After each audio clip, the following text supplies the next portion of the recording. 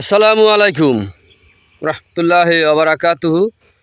প্রিয় খামারি ভাই ও বন্ধুরা, আপনারা যেখান থেকে দেশ এবং প্রবাস থেকে আপনারা যারাই আমার এই ভিডিওটি দেখতে পারতেছেন, আমি সবাইকে জানাই জাকির কৃষি খামারের পক্ষ থেকে আন্তরিক শুভেচ্ছা এবং অভিনন্দন।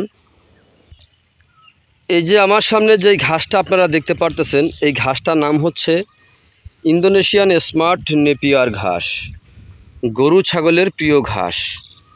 এই ঘাসটি একবার রোপণ করলে কমপক্ষে 5 থেকে 6 বছর আপনি একটানা গরু ছাগলকে খাওয়াতে পারবেন। ইন্দোনেশিয়ান স্মার্ট নেপিয়ার ঘাস, এই ঘাসটিতে পাতা অনেক বেশি হয়ে থাকে। এই ঘাসটি নরম ঘাস। এই ঘাসটি গোড়া থেকে কেটে দিলে সম্পূর্ণরূপে খেয়ে থাকে। ইন্দোনেশিয়ান স্মার্ট নেপিয়ার ঘাস খাওয়াতে কোনো মেশিন লাগে না। এই ঘাস গোড়া থেকে কেটে দিলে সম্পূর্ণ খেয়ে থাকে। ইন্দোনেশিয়ান স্মার্ট নেপিয়ার ঘাসে কোনো বিচি হয় না, এই ঘাসে হয়ে থাকে কাটিং। যদি আপনি প্রথমে 4 থেকে 5টি গিটের একটি কাটিং রোপণ করেন, তাহলে 70 থেকে 100টি পর্যন্ত চারা প্রথমে গজিয়ে থাকে। একবার কাটার পরে কয়েক গুণ বেশি চারা গজিয়ে থাকে।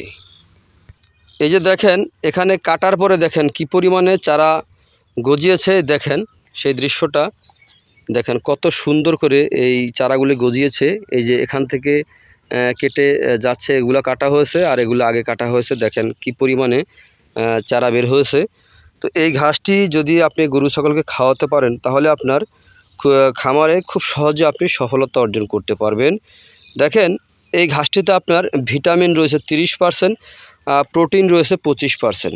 এ কারণে এই ঘাসটি খাওয়ালে আপনার দানাদার খাদ্য খাওয়াতে হয় না। দানাদার ছাড়াই যদি আপনি গরু ছাগল পালন করতে পারেন, তাহলে কিন্তু আপনি খুব সহজেই লাভবান হতে পারবেন।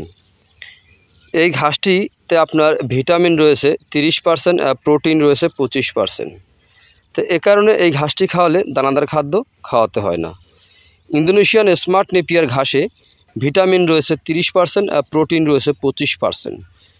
এই কারণেই আপনার এই দানাদার চাইতে খুব বেশি পুষ্টিকর এই ঘাসটি আল্লাহর দেয়া এই ঘাস। দেখেন ইন্দোনেশিয়ান স্মার্ট নেপিয়ার ঘাস খাওয়ালে আপনার দুধ ও মাংস উভয় বৃদ্ধি হয়ে থাকে। তাই খামার গড়ার পূর্বে আপনারা ইন্দোনেশিয়ান স্মার্ট নেপিয়ার ঘাসের কাটিং রোপণ করুন। আপনার গবাদি পশুকে ভিটামিন প্রোটিনযুক্ত ঘাস খাওয়ান। তো আপনারা যেখান থেকে আমার এই ভিডিওটি দেখতে পারতেছেন, যদি আমার ভিডিওটি আপনাদের কাছে ভালো লেগে থাকে, তাহলে আমার চ্যানেলটিকে সাবস্ক্রাইব করবেন, বেশি বেশি করে শেয়ার করবেন। তো আপনারা সবাই ভালো থাকবেন, সুস্থ থাকবেন। আল্লাহ হাফেজ।